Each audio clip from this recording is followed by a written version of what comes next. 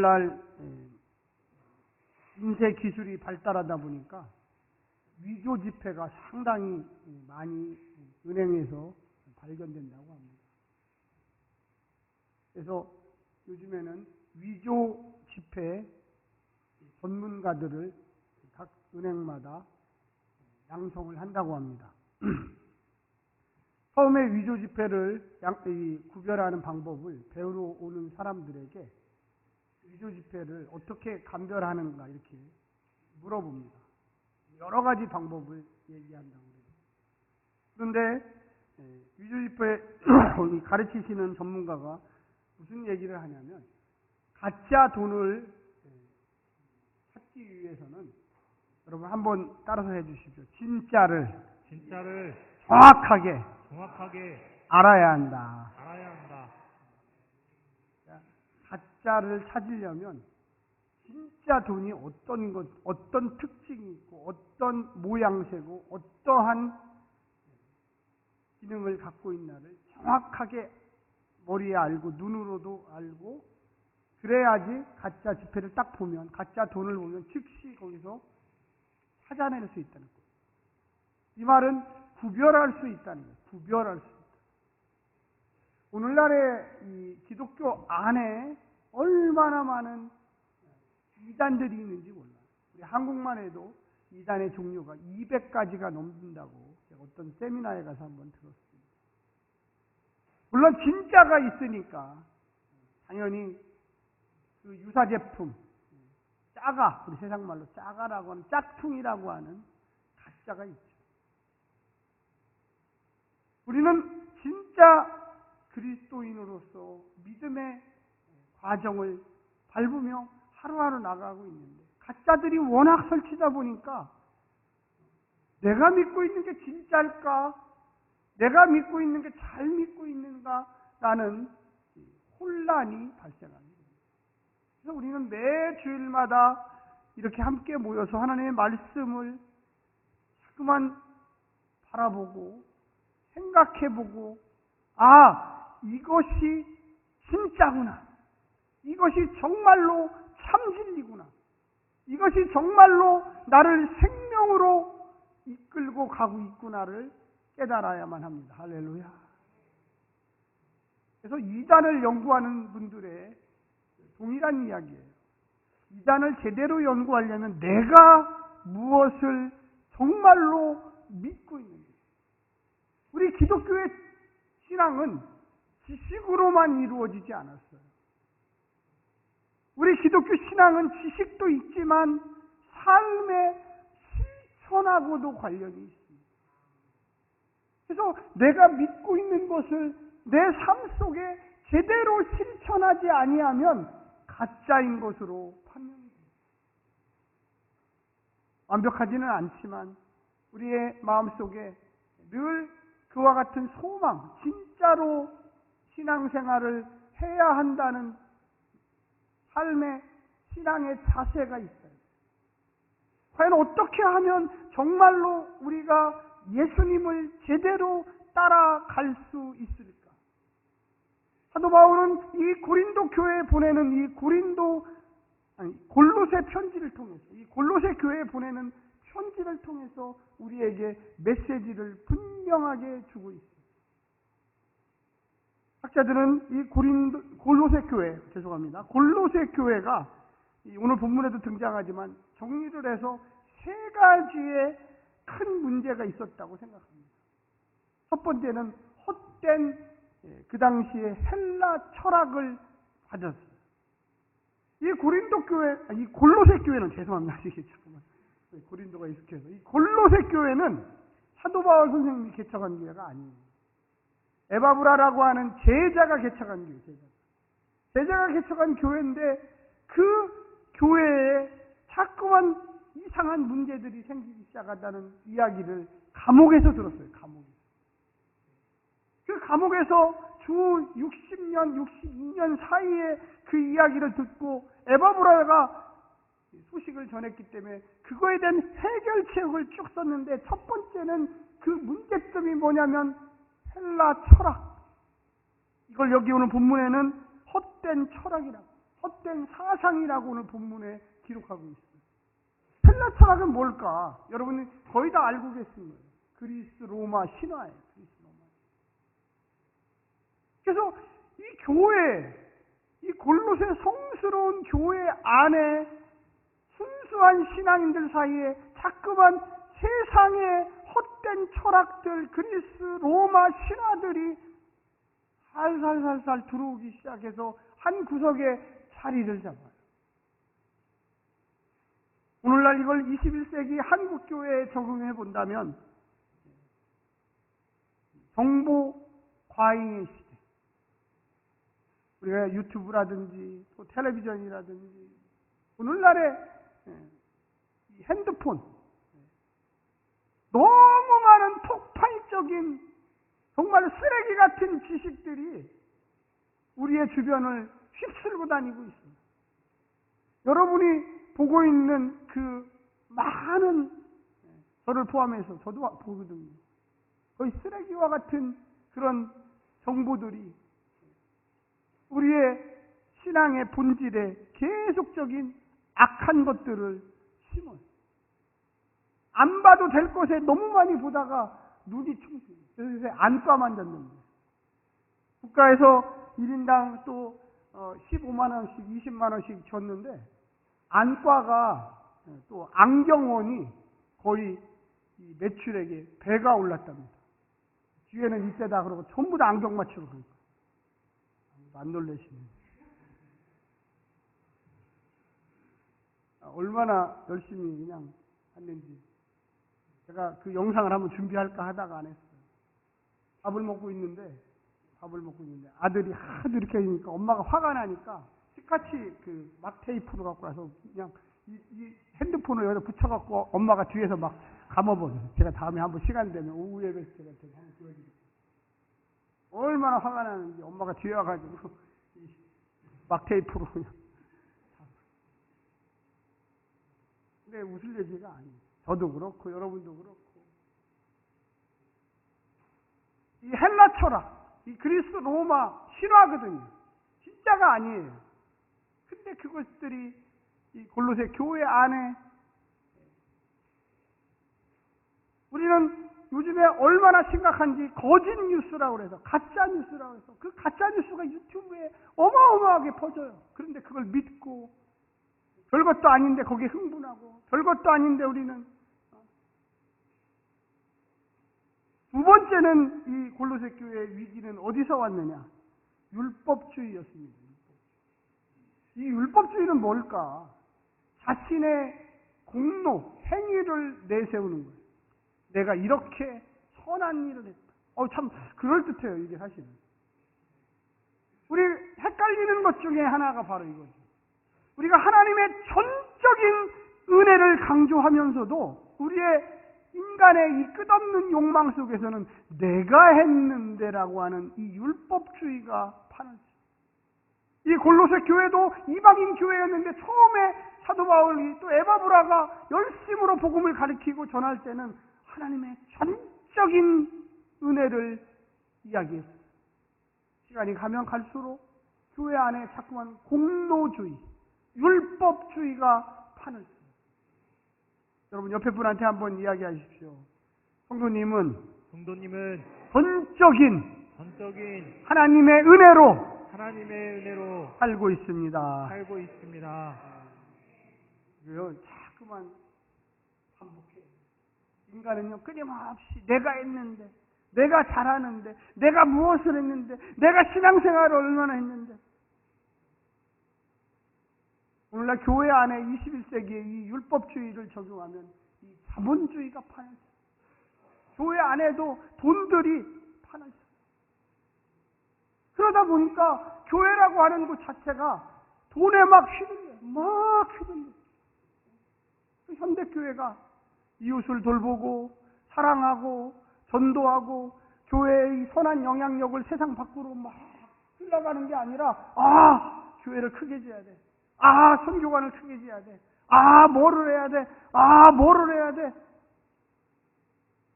이러다 보니까 교회라고 하는 것이 내 뭔가 돈이 있음을, 내 명예가 있음을, 내가 무슨 지식이, 세상의 지식자가 교회에 와서 이 골로새 교회의 그 율법주의, 오늘 본문에도 여러 번 등장합니다. 뭔가 내가 할례를 받았다, 할례. 여기 지금 나오잖아요. 그러니까 사도 바울이 편지 속에서 뭐냐면 너희들은 할례 받지 않았다. 너희들은 몸을 벗기지 않았다. 너희들의 몸을 사용하지 않았다. 이 할례가 율법주의의 대표적인 거예요. 근데 이 할례를 받았다는 게 유대인이 된다는 거예요.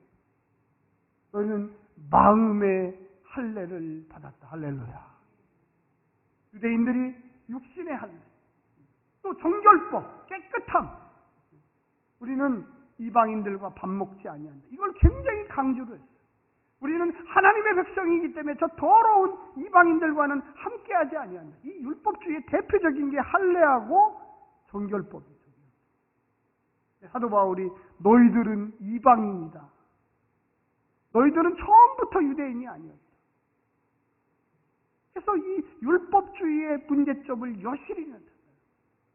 우리가 모든 것은 하나님이 주신 것입니다. 할렐루야.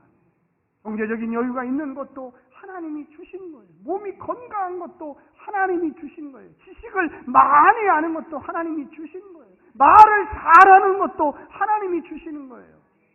노래를 잘하는 것도 하나님이 주시는 거예요. 내세울 게 아니에요. 하나님이 저에게 은사를 주셔서 감사합니다지, 와, 내가 이런 사람입니다, 이렇게 얘기할 거리가 없어요. 근데 오늘날 교회 안에 나는 무엇을 잘하네, 나는 돈이 있네, 나는 세상에 명예가 있네, 이것들이 교회 안에 들어와서 막 설치면서 교회의 본질을 잊어버려요. 세 번째, 마지막 이 큰 게 보면 신비주의. 한번 따라서 신비주의. 신비주의. 이걸 또 다른 말로 이 골로새 교회 안에, 또 골로새 교회뿐만 아니라 많은 초대교회 안에 영지주의라고 하는 이 신비주의가 생깁니다. 이 영지주의는 뭐냐? 간단하게 하면 영은 선한 것이고 육은 악한 것이다. 영은 도대체 뭐냐 그러면, 나는 계시를 보았어, 나는 방언을 해, 나는 뭔가 신비한 것을 경험했어. 그럼 나는 못했어. 그 사람이 또 이게 오늘날의 한국교회 안에, 특히 이단들 안에, 또 이상한 정통교회 안에 왜 이렇게 은사주의자들이 많고 왜 이렇게 그러한 것들을 추구하는 신앙이 많은지 모릅니다.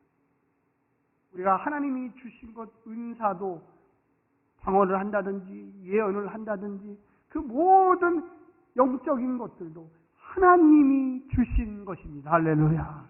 필요에 따라 주는 거예요. 어떤 사람에게는 병 고치는 은사를 줘서 열심히 예수의 이름으로 병을 고치고 너는 겸손해라. 어떤 사람은 외국어를 잘하는 능력을 줘서 통역도 하고 여러 가지 많은 일들을 해요. 그때 겸손하게, 네 주님, 제가 주님께서 허락하셔서 이런 능력이 있죠. 오늘날에 이런 것들이 돈 버는 수준. 초대교회, 골로새 교회에는 영지주의였다면, 오늘날에는 이게 세속주의하고 결합돼서 이게 돈 버는 무당과 같은 역할을 하기 시작했어요. 교회 안에 무당들이 많아요.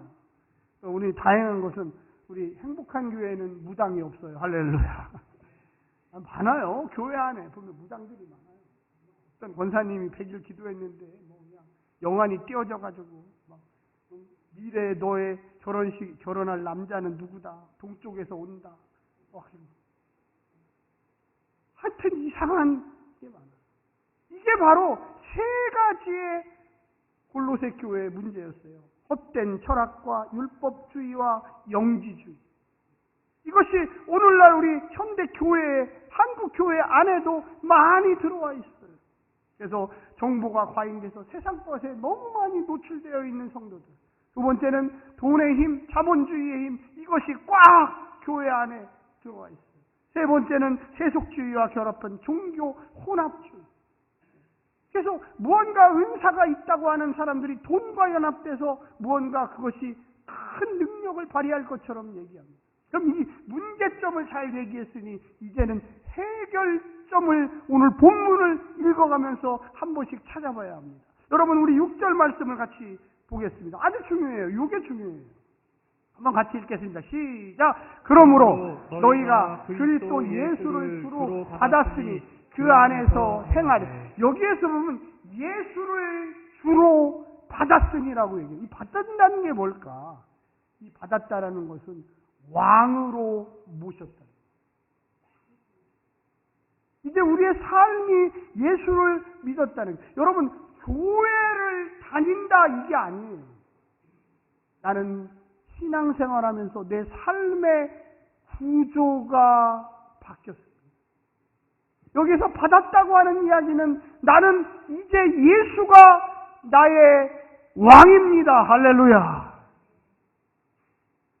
사도 바울 선생님이 골로새 교회 성도들에게 너희가 예수를 주로 받았느냐?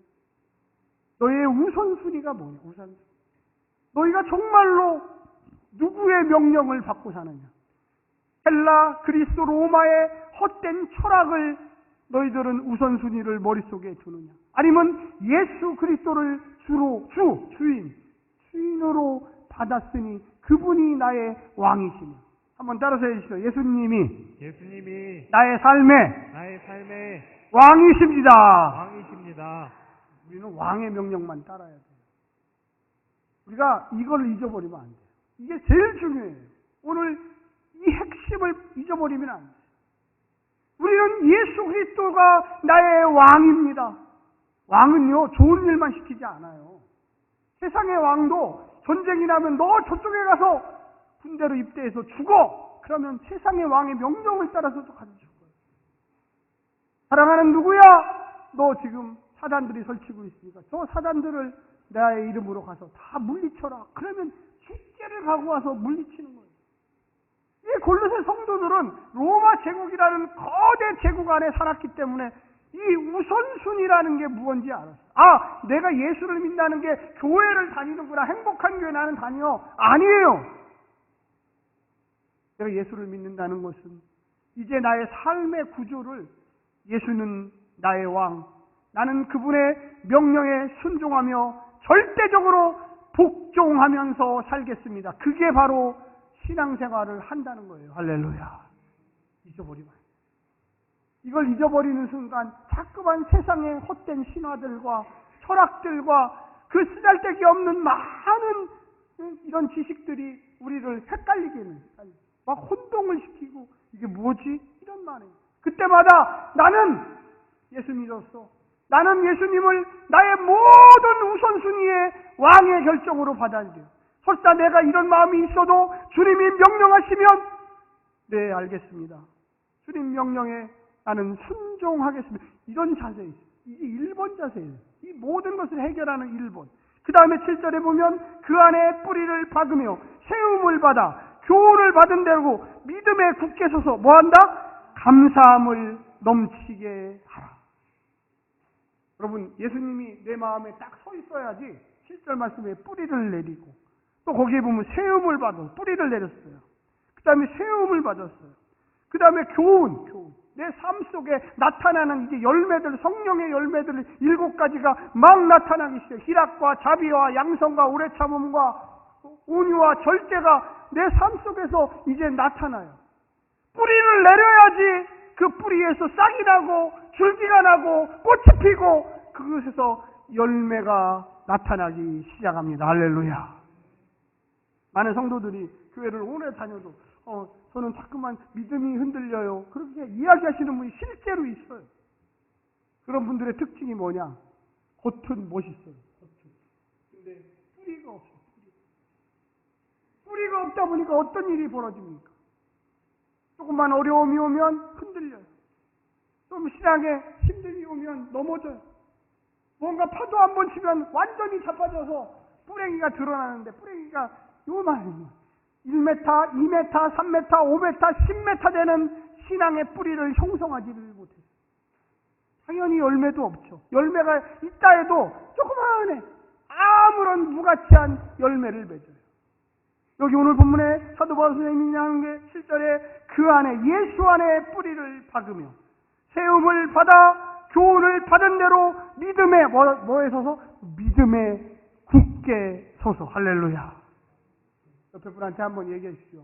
예수 안에 예수 안에 뿌리를 내려야 합니다. 뿌리를 내려야 합니다. 예수 안에 예수 안에 세움을 받아야 합니다. 세움을 받아야 합니다. 예수 안에 예수 안에 믿음에 굳게 서야 합니다. 믿음에 굳게 서야 합니다.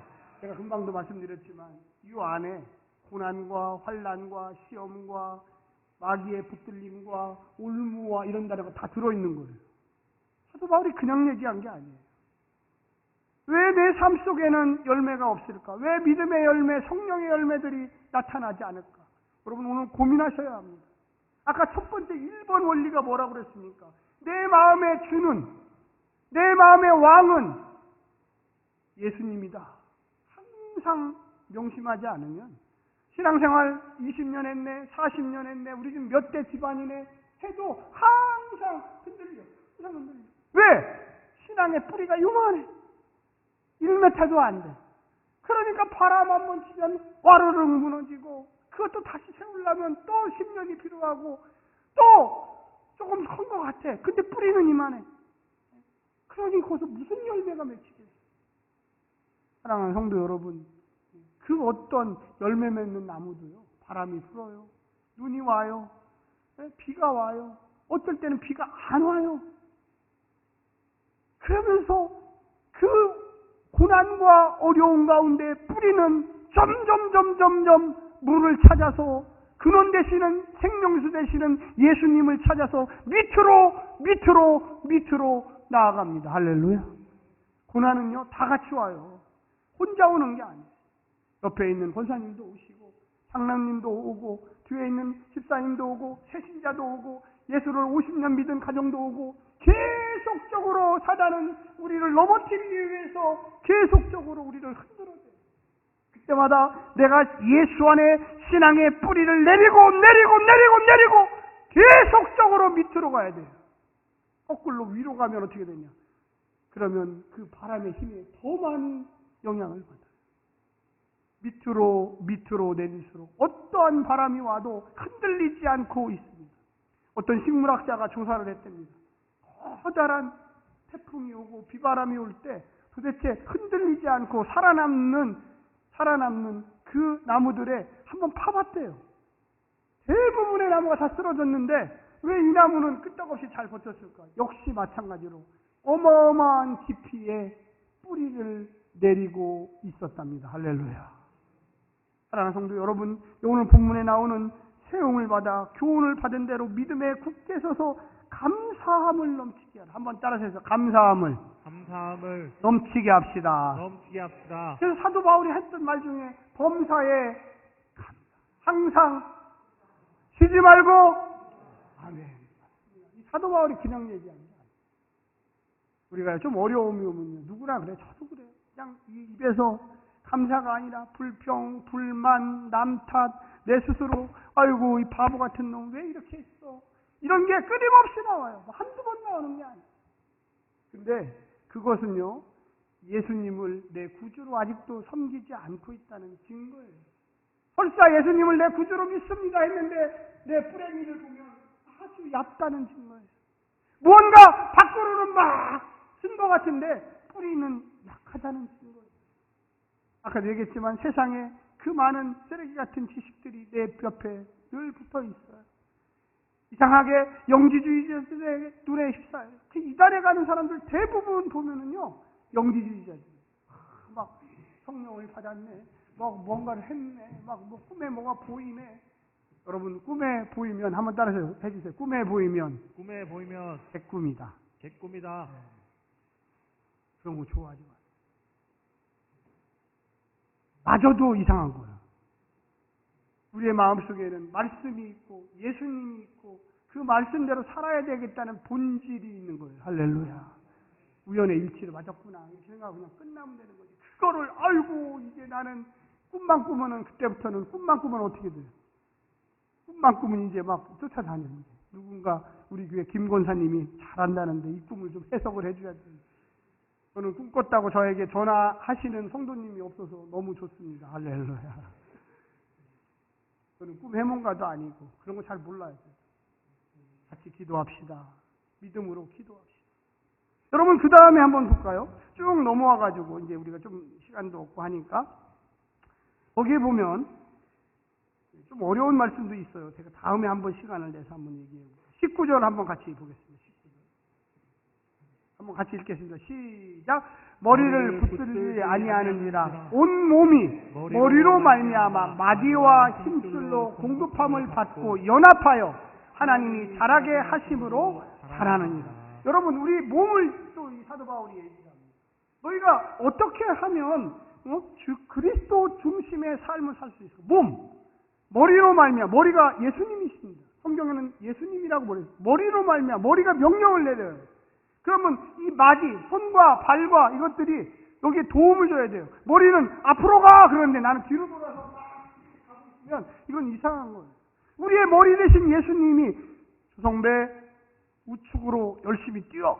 그럼 제가 막 뛰어야 돼요.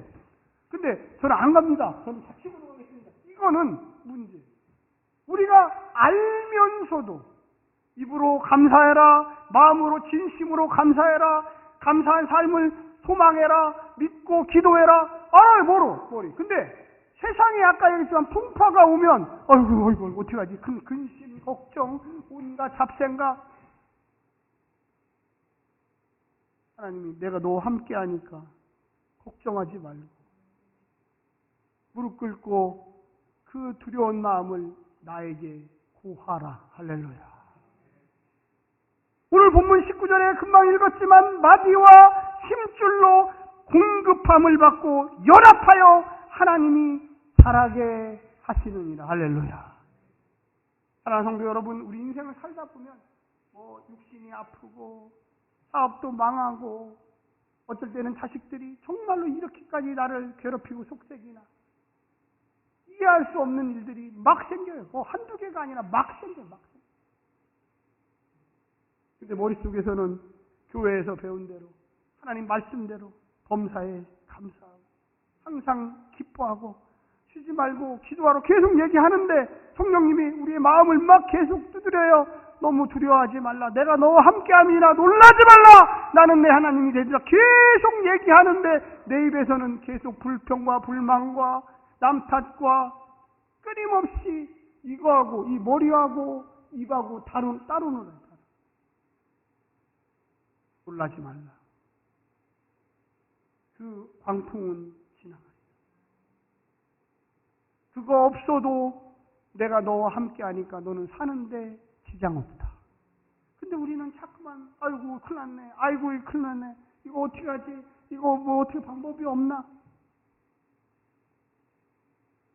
여러분 우리가 그리스도 중심의 삶은 아까 1번 원리 내 삶의 주인은 왕 대신 예수 그리스도입니다. 할렐루야. 2번 원리는 철저하게 그 왕 대신 원리에 순종하는 것입니다. 내 마음에 과연 예수님의 말씀이 뿌리 내리고 있는지, 세상의 헛된 철학과 영지주의와 율법주의, 내 교만을 자극하고 있는지, 내가 너무 교만하구나. 내가 하나님 앞에 겸손히 순종해야지. 건강을 주신 것도 하나님께서 주신 것이요. 내가 이런 것도 잘하는 것도 하나님께서 나에게 주신 은사요. 누구에게 드러내려고 하는 것이 아니라 숨어서 봉사하고 사랑하고 나누어주고 이것이 하나님의 뜻이고 서로 연합하여 힘을 합하여 하나님에서 자라게 만드시는 거구나. 할렐루야. 그때 우리는 승리하게 돼요. 승리가 그때 오는 거예요. 사단이 나를 자극해갖고 너 잘해, 너 훌륭해, 너 멋져, 너 괜찮아, 막 자랑해. 아니야. 하나님이 자랑하지 말라고 그랬어. 이거는 하나님이 내게 허락한 축복이야. 기쁨이야. 이걸 예수 사랑 안에서 나누고 이걸 예수 사랑 안에서 무료로 주고 이것이 축복이고 행복인데 내가 뭘 잘했다고 내가 뭐 한 게 있다고 내가 무슨 땀을 흘렸다고 하나님께서 다 허락해 주신 것인데 그걸 깨닫기 시작할 때 신앙은요 승리하게 되어 있습니다. 할렐루야. 승리는 거기까지. 우리의 삶 속에 성령의 열매들이 다 보세요. 희락, 화평, 오래 참음, 자비, 양선 이런 게 어디서 옵니까? 이게 뭐 눈에 보이나요? 안 보여요. 그런데 우리의 마음속에는 느껴지기 시작하고 우리의 삶 속에서 그런 말들이 계속 끊임없이 나와요. 무엇이 있어서 우리가 행복한 게 아니라 예수 그리스도와 나의 왕이 되셔서 행복하신 거예요. 할렐루야. 사랑하는 성도 여러분, 이제 알았사오니 그리스도 중심의 삶을 사십시오. 할렐루야. 그러면 반드시 승리하실 것입니다. 기도하겠습니다.